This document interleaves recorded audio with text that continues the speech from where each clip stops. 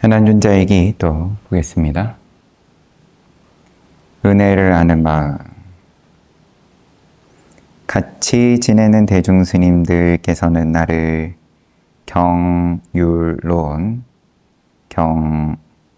그다음에 계율, 아비담마 세 가지를 저장한 진리의 은행이라고 칭찬했다. 여기에는 부처님과 아울러 진리의 총사령관 마하사리불테라의 은혜를 말하지 않을 수 없다. 여러 곳에서 말씀하셨던 법을 부처님께서는 너그러이 나에게 반복하여 설해 주셨다. 부처님의 가르침 중에서 어려운 부분을 마하사리불테라께서 분명하고 깨끗하게 구분해 주셨으며 법에 대한 새로운 가르침을 듣는 기회도 얻을 수 있었다. 중간 정도의 지혜를 가지고 있는 내가 이처럼 의지할 만한 훌륭하신 분을 만나지 못했다면 교단에서 특별한 칭호를 얻을 수 없었을 것이다. 우선 지금 아난존자는 부처님 말씀을 가장 잘 기억한다. 경륜론을 다 저장한 진리의 은행 창고다. 이렇게 칭찬을 들어왔는데 여기에는 혼자만의 힘으로 이루어진 것은 아니고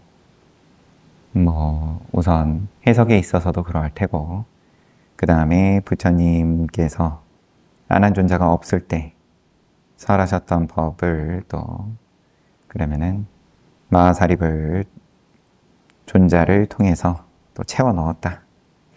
이빨 빠진 데들을 다 메꿔 넣었다. 가장 높은 제자 두 분께서 우리 교단에 오신 모습도 그분에게서 직접 들었다. 의지하는 가르침이 다른 사람들은 외도들 더러 숲에 예배하기도 하고 산에 제사를 지내기도 했다.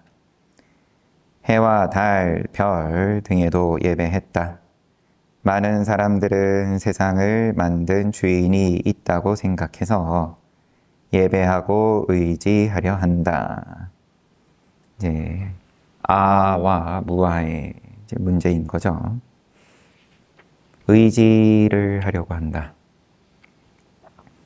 세상을 만든 입장으로 생각을 아예 그렇게 명시를 하고 의지를 할 수도 있고 여하튼 그런 무의식 중에 은연 중에라도 자꾸 뭔가에 의지한다.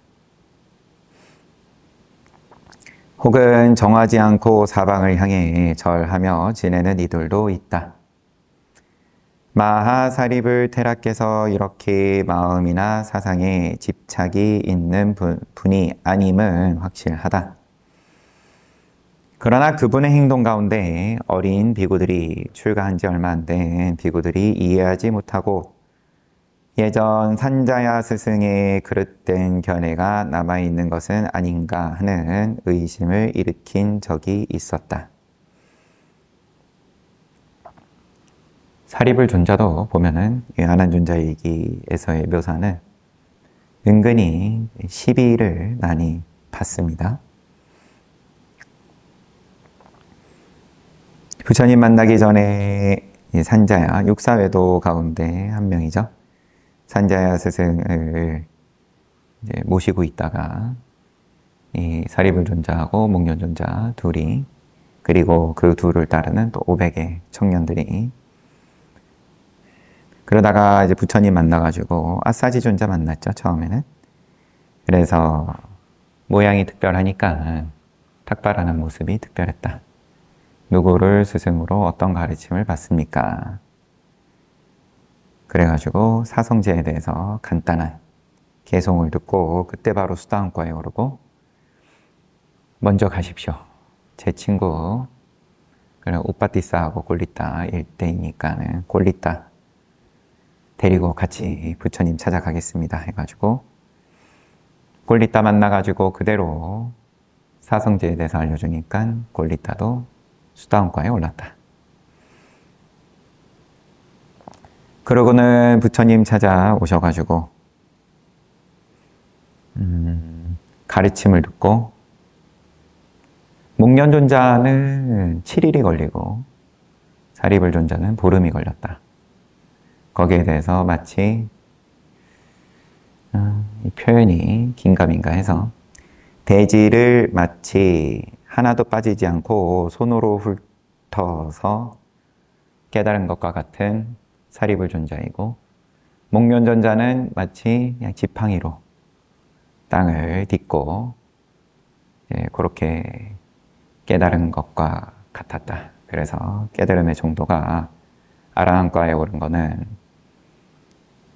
둘이 다르지 않지만 그 정도가 다름이 있다. 뭐 이런 식으로 또 주석서에서는 얘기를 하고요. 저녁에 잠자리에 들기 전에 마하사립을 테라께서는 아사지 테라가 있는 곳을 향해 3번 절한 후에 그곳을 향해 머리를 두고 주무셨다. 머리를 그쪽을 향했다. 이것으로 인해 의심의 소리가 퍼져 부처님도 아시게 되었다. 사람들이 시비했다. 뭐 또 자기 전에 절하고 또 머리의 방향이 또 그러하고 부처님께서는 마하사립을 테라를 불러 대중 앞에서 의심을 벗을 수 있도록 하셨다. 그런 후 부처님께서 개성으로 말씀하셨다. 삼마삼부타 법을 그분에게서 듣고 단말을 깨달았다. 부를 섬기는 바라문이 날마다 부를 예배하듯 은혜를 알아 언제나 머리 숙여 예배한다. 이상한 일이 아니다. 사리불존자가 그렇게 하는 건 시비하지 말아라.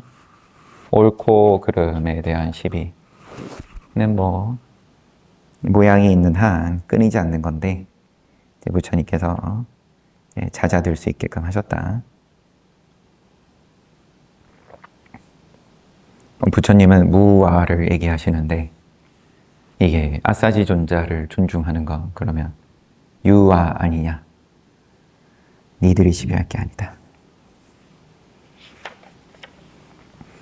라다라는 이름의 바라문 노인이 교단에 들어오고 싶어서 비구 스님들에게 간절히 청을 드렸다.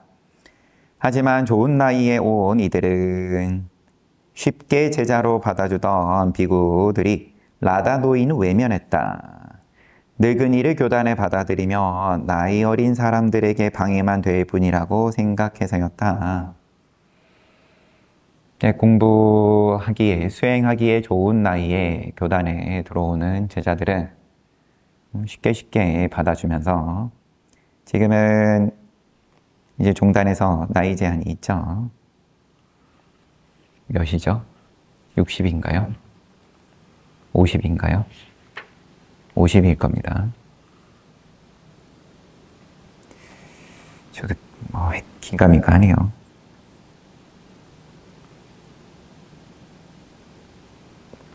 처음 출가할 때 50일 거고 잠깐 40으로 줄인 적이 있었다고.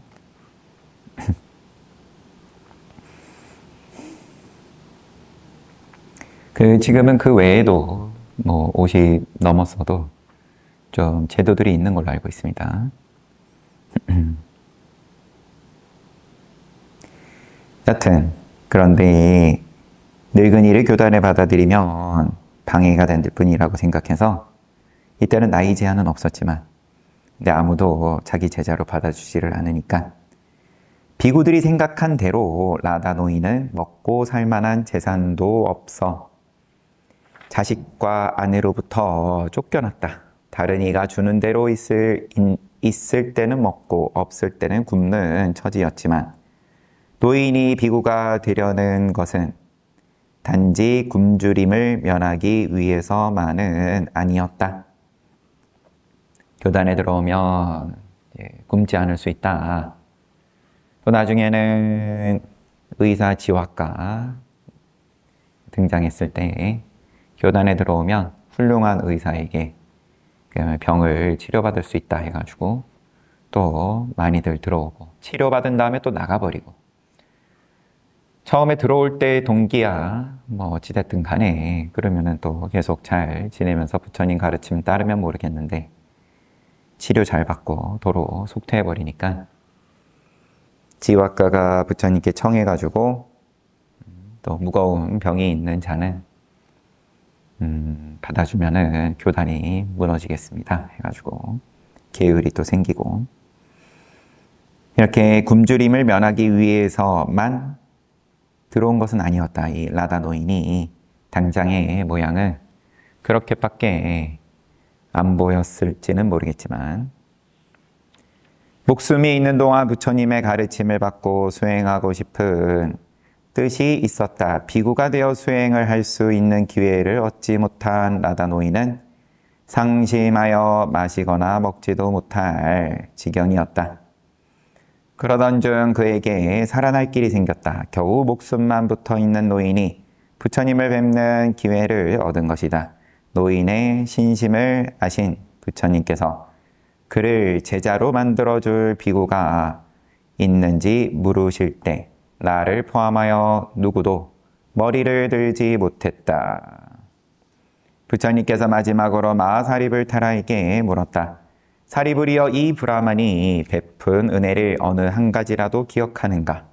기억합니다 부처님. 라자가에서 중림명사 있는 라가다국 수도 라자가에서 걸식할 때 제자에게 공양 한 주걱을 보시한 적이 있습니다.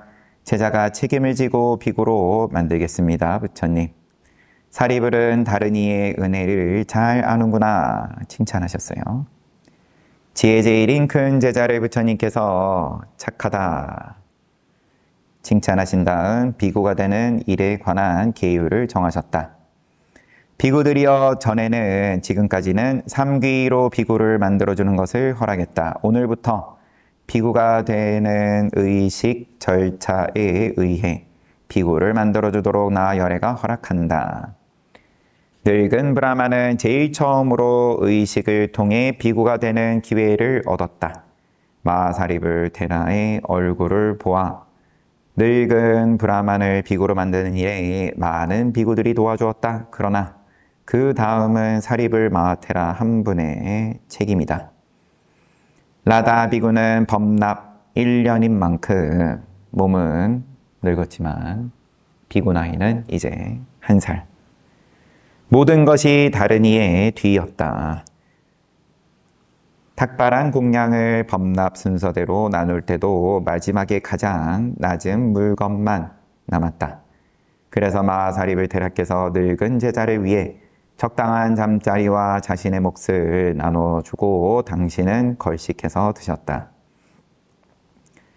우기가 끝난 다음 밭가리를 시작했지만 이제 그러면 뭔가 타이밍이 안 맞았다, 늦었다. 우기 때 밭가리를 해야 됐던 모양이죠, 이때.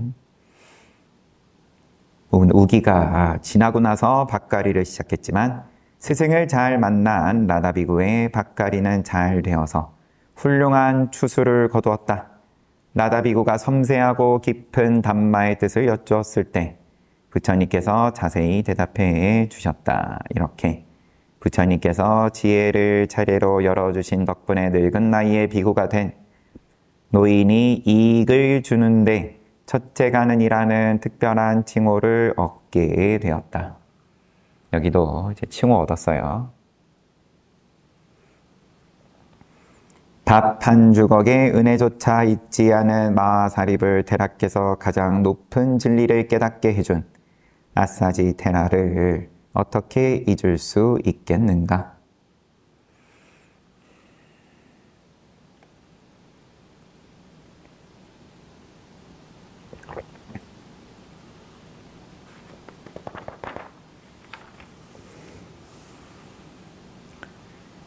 남다른 인욕심.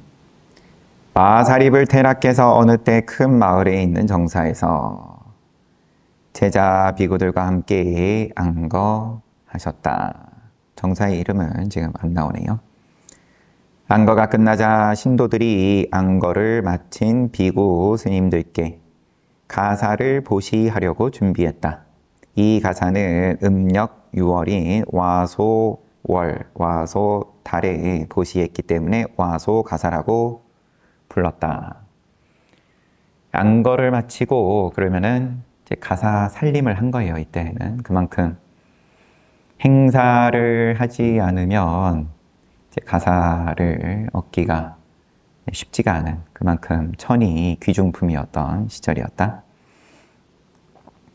와소가사라고 불렀다. 마하사립을 테라는 와소가사가 다 만들어질 때까지 기다릴 수 없었기 때문에 부처님께서 계신 곳으로 떠나며 안거 마치고 남아있는 비구들에게 당부했다. 신자들이 와소가사를 보시하면 젊은 비구나 사미에게 내 몫을 보내라. 그렇지 않으면 잘 보관하고 소식을 전해라. 이렇게 당부한 말이 입에서 입을 통해 부처님께 이르게 되었다. 이때 그분에게 아직 물건에 대한 집착이 남아있는가 하는 의심도 같이 전해졌다. 또 시비를 했다. 사람들이 그걸 끝까지 챙기신다. 야, 꼭 보내야 돼. 이렇게 말씀하셨다더라. 이런 시비는 뭐 추측컨대 출가 순서로 좌차가 정해지는데 지금 이 두 상수 제자, 사리불 존자하고 몽견 존자 두 분은 조금 나중에 왔음에도 불구하고 가장 앞에 부처님께서 앉도록 앞장서도록 하셨기 때문에 어쩌면은 그래서 더 시비가 많이 일었을 수도 있고 이 둘은 또 이제 바라문 종족이고 바라문 계층이고 아무래도 석가족 출신들이 종단에서 초반에는 뭔가 주도를 많이 하는 입장에서 다른 종족 출신이 와가지고 또 예외적으로 앞에 서고 하다 보니까 또 이런 시비도 있었지 않나라고 굳이 추측을 해보면 그렇습니다. 목련존자는 명확하죠. 이미 신통제일이니까 이때는 뭐 신통 보여주는 게 무조건 어떤 아라한에 대한 증명이기 때문에 이제 상대적으로 시비가 훨씬 덜 했지 않을까 싶고요. 이때 그분에게 아직 물건에 대한 집착이 남아있는가 하는 의심도 같이 전해졌다. 사리불 존자 부처님께서 제일 지혜의 제일이라고 칭호도 주고 앞에 섰는데 우리를 또 가르치는 입장인데 가사를 저렇게 욕심을 내나? 뭐 이런 대충 뉘앙스겠죠. 사리불은 이를 바로잡기 위해 부처님께서 말씀하셨다. 사리불은 현재 생에도 집착이 없고 다음 생에도 기대나 바람이 없다. 번뇌와 함께하지 않는 깨끗한 마음으로 지내는 일을 선한 일하고 나열애가 설하노라.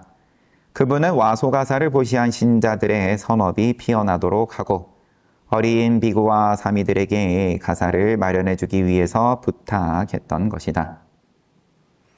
이미 아라한이고 공양받을 자격이 있다.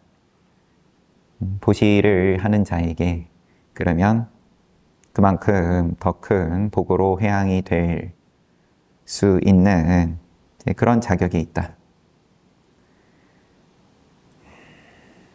그분은 비구가 된 지 보름 만에 모든 번뇌를 끊고 높은 법을 직접 체험하셨다.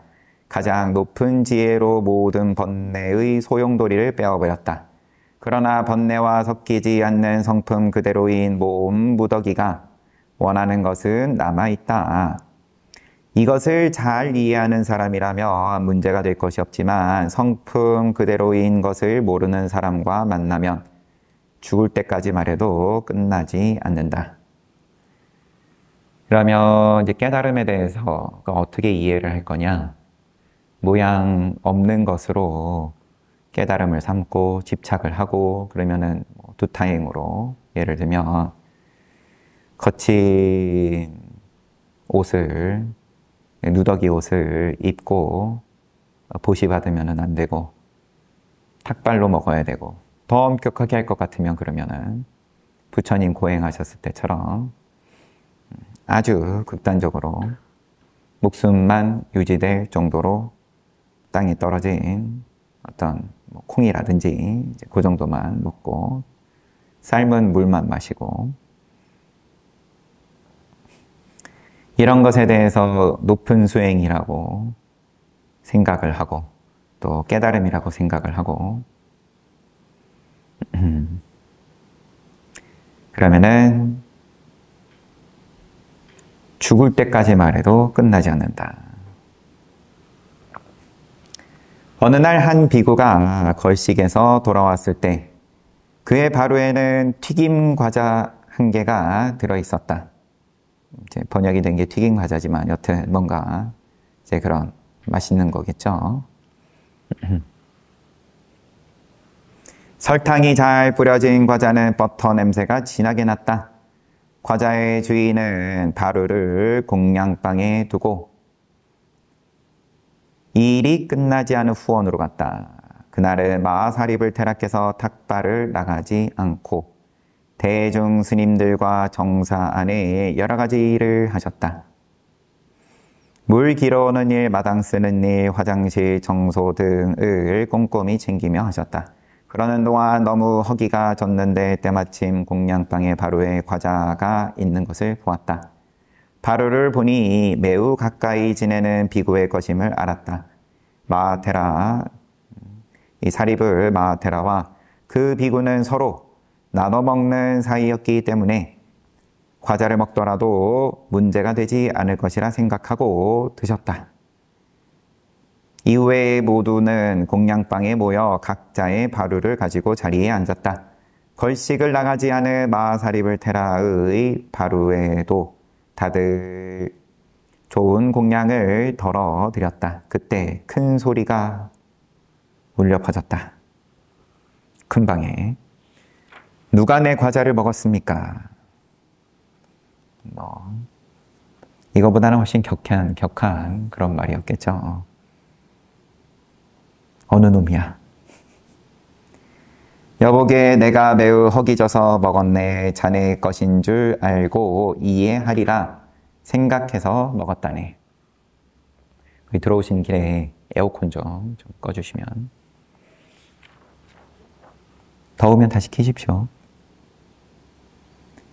그분께서 대답했다. 묻는 소리는 거칠었으나 대답하는 말씀은 매우 부드러웠다. 특별한 음식이 생기며 그분께 서로 드리는 대중은 그 비구의 태도에 놀랐다. 다들 사립을 존자 참 존중하는데 이 비구의 거친 언행에 사람들이 놀랐어요. 먹는 사람은 쉬운가? 먹기 좋은 과자를 싫어하는 사람도 있는가? 이 말이 공양방에 울려 퍼지자 대중들 전체가 조용해졌다. 그분께 미안한 마음, 큰 소리를 낸 비구에 대한 불만, 말한 이의 후회가 뒤섞여 모든 이들의 가슴이 흔들리는 동안 그분께서는 조용한 태도로 천천히 공양을 드셨다. 그러나 그날 이후로 마하사립을 테라는 평생 과자를 드시지 않았다. 또 이런 에피소드.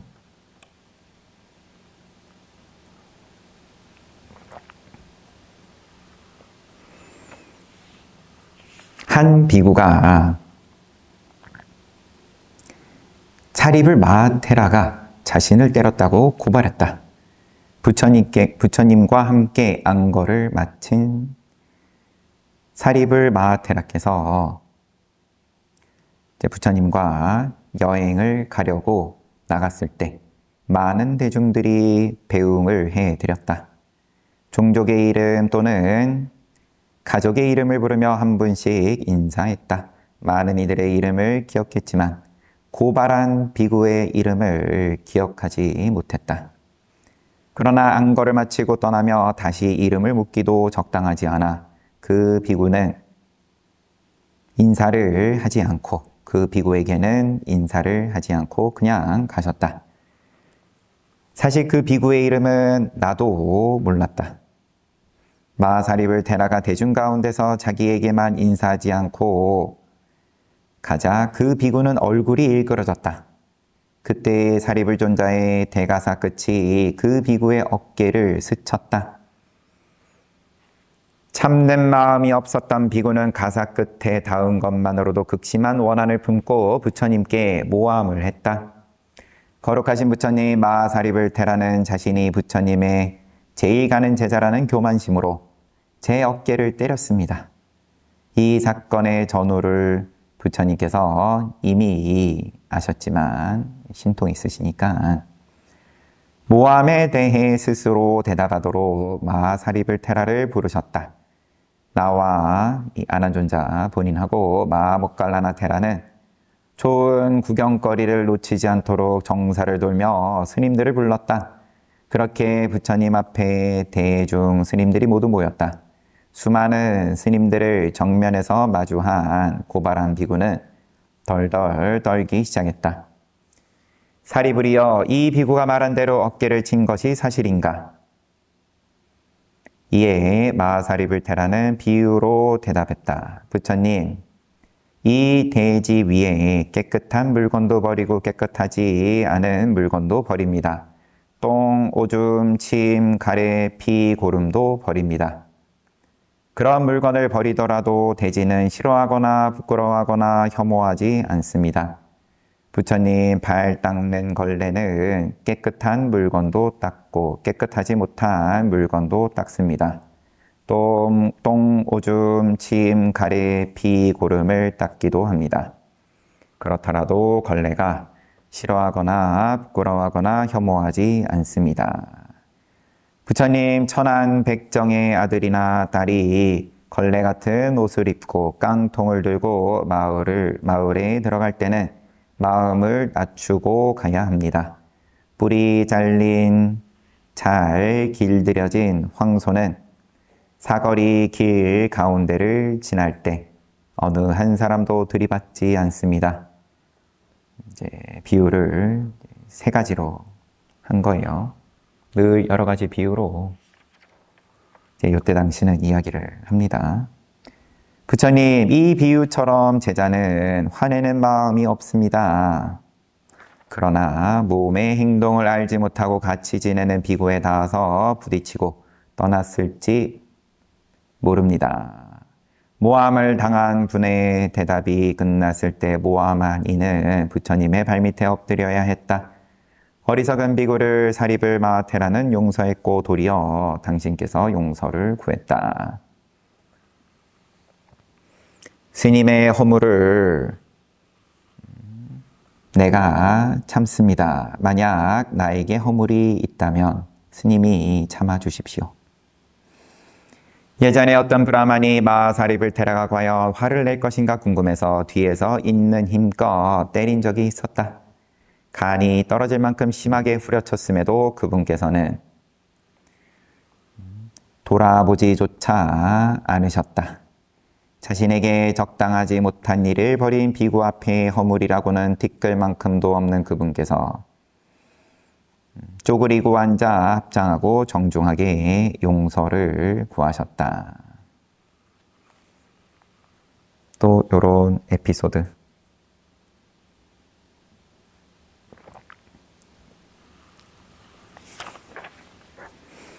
보면 은근히 이제 대중들이 시비를 많이 했어요.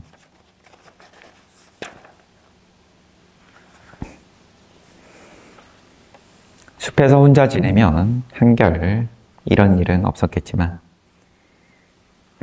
부처님을 대신해서 이 사리불존자하고 목련존자가 또 교단을 살림을 살아나간 거니까요.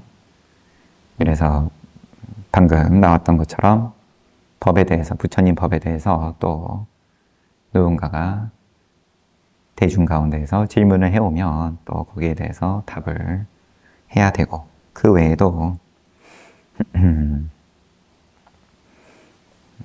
제 교단을 책임을 지는 두 상수 제자였고, 과거의 모든 부처님들도 항상 그런 역할을 맡은 두 상수 제자가 있었다. 그리고 그들은 부처님보다 먼저 열반에 든다. 부처님의 오른팔. 계속 사리불존자 이야기네요. 한 술주정꾼이 어느 집 대문 앞에서 함부로 짓거리며 욕설을 퍼부었다. 은근히 술주정꾼이 종종 등장합니다. 예, 안 좋은 소문을 내는 입장으로. 목념존자, 모갈라나 존자하고, 그 다음에 또 신통에 능했던 또 다른 비구 한 명하고 탁발을 나갔다가 한 술주정꾼으로부터 어느 장자의 집에 귀한 나무로 백단향 나무로 만든 바루를 장대 끝에다가 걸어놓고는 세상에 아라한이 있으면은 날아 올라가가지고 허공에 날아가지고 저거를 가져가시오. 이제 그런 소문 낼 때도 술주정꾼이 등장하고요. 한 술주정꾼이 어느 집 대문 앞에서 함부로 짓거리며 욕설을 퍼부었다. 집 안에 있는 이는 욕을 하는 주정꾼을 막지도 않고 자신의 일에만 열중했다. 두 사람 중 누가 부드럽고 누가 강한가. 위협하는 이를 보며 참는 마사립을 테라는 부드러운 것이 아니다. 돌 비석처럼 강한 것이다. 다른 사람의 방해에도 동요 없이 조용한 마음으로 참는 것이다. 모든 것을 참을 수 있는 이분께서도 법에 관해서는 머리를 숙이는 일이 없었다. 법을 향한 위험은 가루가 되도록 부셨다. 그래서 단마의 총사령관이라는 특별한 칭호로 불리셨다. 부처님께서는 사슴동산에서 성스러운 4가지 진리를 말씀하신 다음 무아에 관해 설하셨다. 이제 그때 5비구들이 다 아라한과에 올랐죠. 무아경을 설하셨다. 몸, 느낌, 생각, 의도, 인식작용, 색수상, 행식이라는 5온의 무더기 속에 나 또는 나의 것이 없음을 질문과 답으로 설하셨다. 그러나 무아의 가르침 속에서도 무아의 지혜가 있지 않은 이들이 있었다. 야마카 장로가 바로 그런 이였다. 야마카 장로는 아라한에 관한 가르침을 듣고 다른 비구들에게 말했다. 모든 번뇌가 다한 아라한의 몸은 죽으면은 끝이다. 죽은 다음 아무것도 없다. 부처님께서 이렇게 설하셨다. 내가 직접 들었다. 무아에 대해서 그러니까 방금 얘기한 것처럼 모양으로서 무아하면은 그러면은 모양 없는 거구나. 모양이 없는 그러한 모양을 세우는 걸 이게 알기가 힘든 거예요. 그만큼 죽으면 끝이다. 단견을 가지고 부처님의 말씀이다. 단견이든 상견이든 뭔가 이어진다. 어떤 식으로든 윤회로서 이야기를 하든 아니면 기타 등등 어떤 식으로든 이제 이어지는 걸로써 시간 개념이 들어가는 거죠. 그러면은 이미 이제 상견인 거고 항상하는 거고 아니면 거꾸로 항상하지 않는다. 이어지는 게 없다. 끝이다. 죽음은 끝이라고 하든 아니면 근데 이 생에서만큼은 그래도 이게 이제 전제가 내 개념이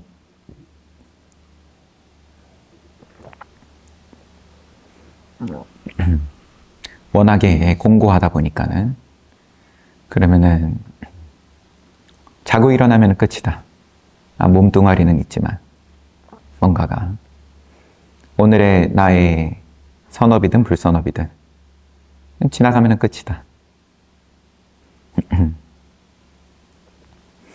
그것 또한 이제 모양이다. 단견인 거고 부처님께서는 아라한을 기름불에 비유하셨다. 심지도 기름도 닳기 때문에 태울 것이 남지 않은 기름불은 그 자리에서 사라진다. 아라한의 몸과 마음도 그와 같다. 불 붙을 게 없다. 아라한도 과거에 지은 선업과 불선업이 있다. 그러나 과거업에 대해 나다, 나의 것이다 라는 집착이 없으면 업력이 발휘되지 않는다. 그래서 과거업이 다한 것이다. 깨달으면은 그러면 인과에서 벗어난다. 표현을 그렇게 하니까 출세간이다. 그건 그 인과에서 벗어나는 게 그러면은 여태까지 내가 저지레 한 게 한 방에 그러면은 0으로 돌아간다. 리셋된다. 이제 그렇게 보는 게 단견인 거죠, 한마디로. 죽음은 끝이라고 표현을 하든. 그러면은 리셋되는 게 아니면 남아있는 거 아니냐. 그러면은 유아 아니냐. 남아있다 그래도 또 사견이고, 남지 않는다. 리셋된다 그래도 사견. 리셋 안 되고 뭔가 잔고가 남아있다. 그게 내가 받아야 되는 불선업이든 아니면은 내가 그래도 기대해 마지 않는 선업에 대한 결과든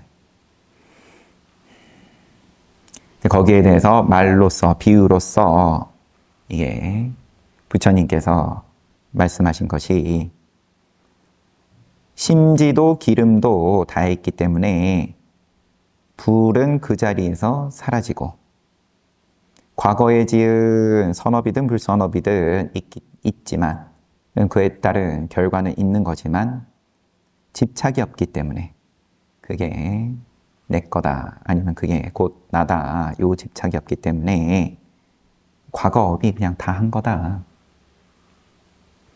수명이 있는 동안 모든 크고 작은 것에 나라고 집착하지 않을 때 새로운 업이 생기지 않는다. 그러면 생각 한번 일으키고 뭔가 거창한 저지레를 해서 저지레가 아니라 그럼 늘 이게 업을 짓는데 그런데 집착 없이 그러면은 신구의로서 말이든 행동이든 생각으로든 집착 없이 할 때에는 한 바가 없다. 새로운 업이 생기지 않는다. 조용하고 편안한 진리를 현재 체험하며 지금 고생해서 나중에 진리를 깨닫고 이루고 하는 게 아니라 지금 체험한다. 앞으로 다가올 생을 기다리지 않는다. 또는 걱정하지 않는다. 다음 생. 근데 그 다음 생이 이 몸뚱아리 지나고 다음 생일 수도 있고 아니면 바로 다음 순간순간일 수도 있는 거고 내일이 될 수도 있는 거고 거기에 대해서 기대도 걱정도 할 게 없다. 과거, 현재, 미래를 갖다 붙일 자리가 없다. 새로 생겨날 씨앗이 닿았기 때문에 길고 긴 윤회가 더 이어지지 않고 이 생에서 조용해져 간다. 야마카 장로는 이것을 몰랐기 때문에 아라한의 몸과 마음이 이어지지 않는다는 것을 끊어지는 것으로 생각했다. 이어지지 않으면은 끊어지고 아무것도 없는 거지. 자기 식대로 생각하고는 부처님께서 그렇게 말씀하셨다라고 이야기를 하고 다녔다. 죽으면 그만이라는 단견과 영원하다는 상견 두 가지 모두 사견이다. 중생이 죽은 다음 다시 새로운 생으로 바꿔 온다고 하면, 윤회한다고 하면 그게 곧 영원하다는 생각이고 또 새로운 생으로 건너가지 않는다고 하면 이 생으로 끝이라고 하면 이제 이 생이 끝이라는 생각이고 단견인 거고 이 두 가지 모두 유아에 다른 모습일 뿐이다.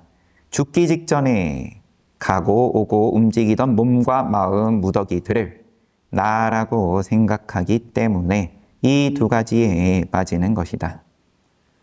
단견으로 얘기하든 상견으로 얘기하든 다 이미 그 밑바탕에는 나다. 이게 내 건데. 그럼 이어져가지고 나중에 마일리지 챙겨 먹어야 되는데 라고 하든 아니면은 내가 한 저질에 대해서는 이거는 그러면은 끊어진다. 안 받는다. 리셋 시켜준다. 믿고 따르기만 하면 그러면은 다 속죄된다. 어느 쪽으로 얘기하든 다 나가 우선 전제가 되고 그 다음에 하는 이야기다.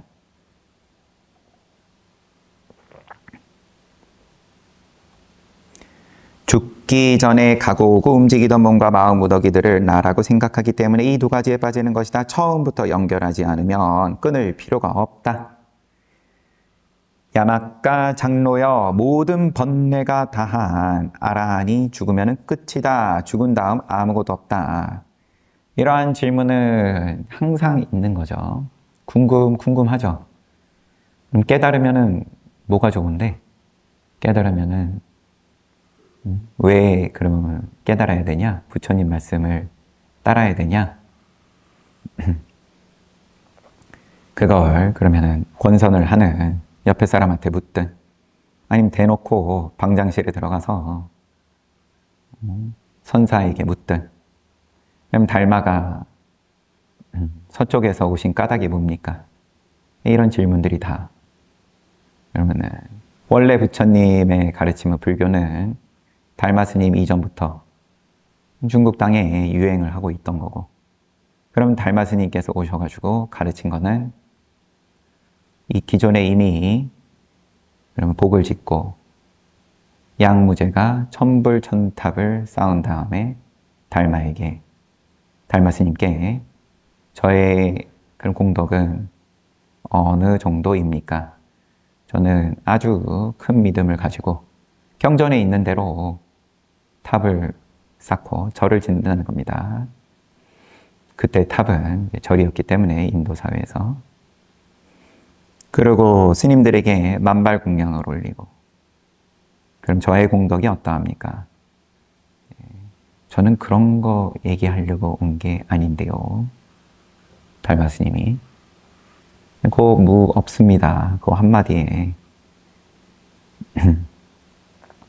그런 게 들어가 있는 거죠. 그러면은 그 후속 질문이 이어졌어야 되는데 그럼 스님은 그럼 어떤 말씀하십니까? 스님의 가르침은 뭡니까? 그게 아직 이어질 만한 시절 인연이 아니었다라고 보시고 달마 스님께서는 9년간 그러면은 면벽하셨다. 9년간 그냥 시간을 보내셨다.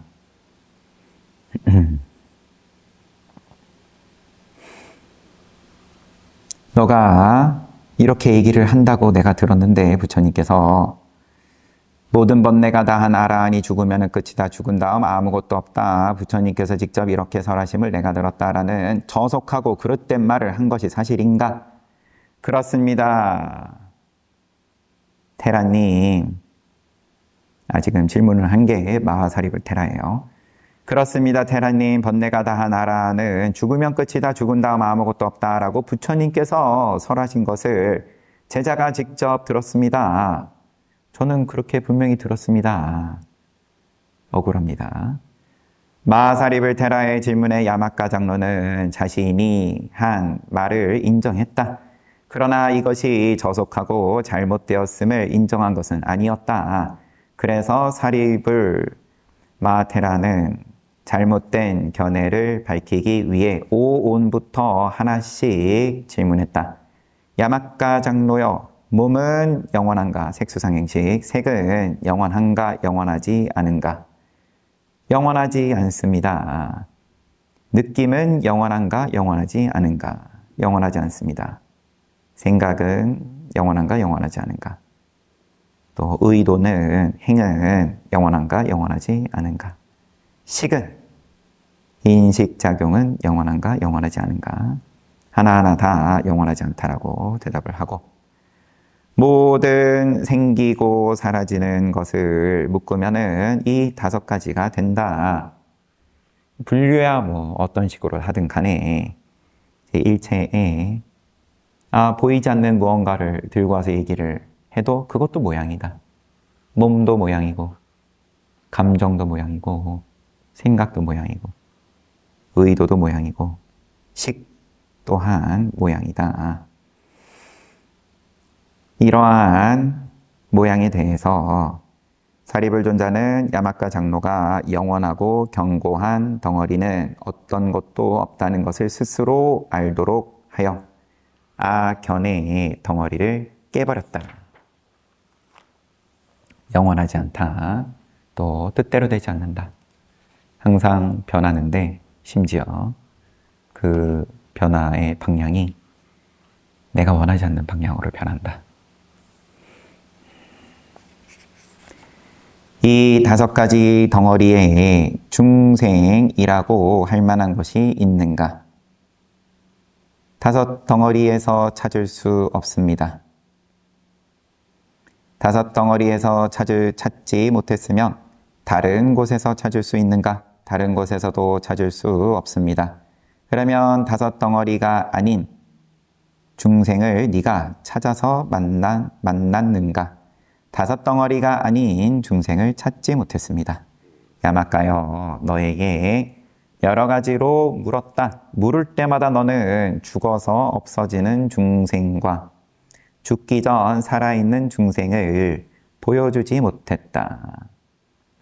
지금의 생에서조차 살아있는 중생을 보여줄 수 없으면서 죽으면 끝이다 라고 말을 할 수 있는가? 죽으면 끝이라고 했는데 그럼 끝인 그게 뭐냐? 한번 보여줘봐라. 스스로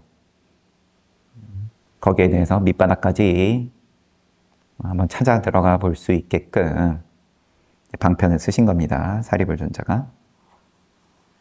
정확하게 화살을 맞은 야마카 장로의 마음에는 더 이상 견이 남지 않았다. 유아의 생각이 사라졌다. 사리불 마하테라님 제자에게 생각이 깨끗하지 못하고 저속하고 잘못된 견해가 있었습니다. 지금 마하테라님의 법을 들었기 때문에 천하고 그릇된 견해를 빼어버렸습니다. 법을 있는 그대로 확실하게 알았습니다. 그러면 다시 물으리라. 야마카여, 번뇌가 다한 아라한이 죽은 다음에 어떻게 되는가? 제자의 대답은 이렇습니다. 이 5가지 덩어리는 영원하지 않다. 영원하지 않기 때문에 고통스러운 덩어리에 사라짐이 있을 뿐이다. 사람이다, 중생이다 라는 생각이 섞이지 않은 법의 견해인 이 대답은 무아에 관한 우리 교단의 가르침이다.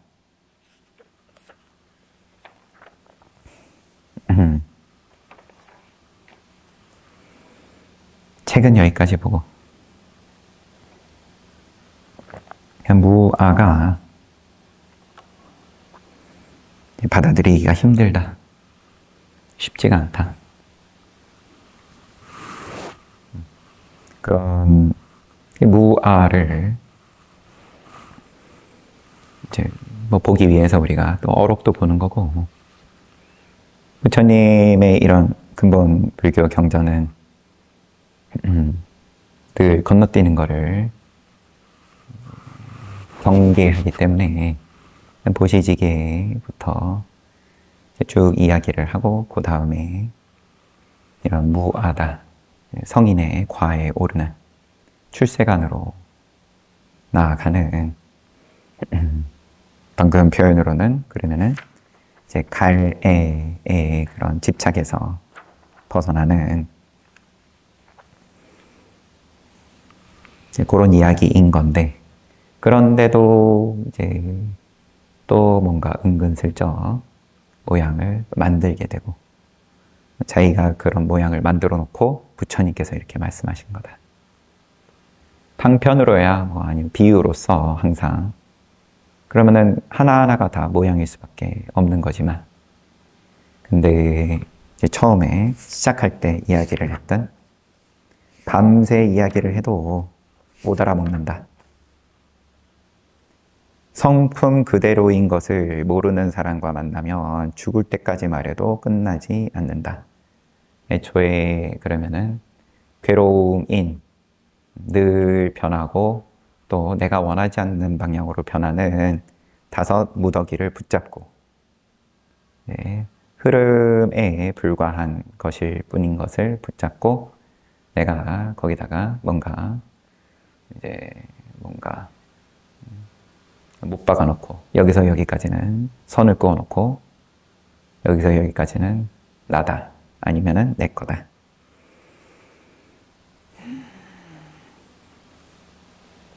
근데 그 힘으로 또 살아가는 거니까요. 그 힘으로 산다고 하지만 이제 그 힘으로 계속 생명을 소진하는 중이죠.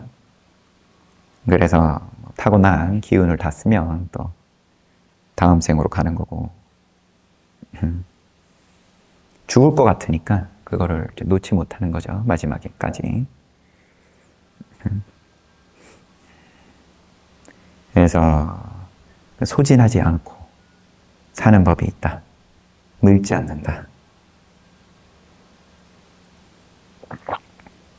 이렇게 가면은 또 상견으로 말이 자꾸 이어질 것 같아서 오늘도 잘 봤습니다. 오늘은 이제 사리불존자의